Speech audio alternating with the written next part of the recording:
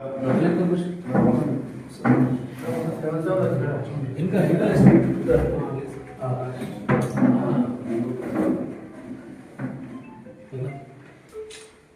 నమస్కారం.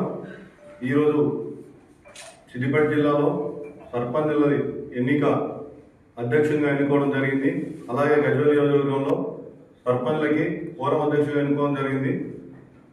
ఈరోజు దానికి వచ్చినటువంటి మన వ్యవస్థ అధ్యక్షుడు భూమయ్య యాదవ్ గారు ఈరోజు కొన్యాల పాలెడ్ని సిద్దిపేట జిల్లాగా ఏకరీయంగా ఎన్నుకోవడం, సర్పంచ్లందరూ ఎన్నుకోవడం జరిగింది.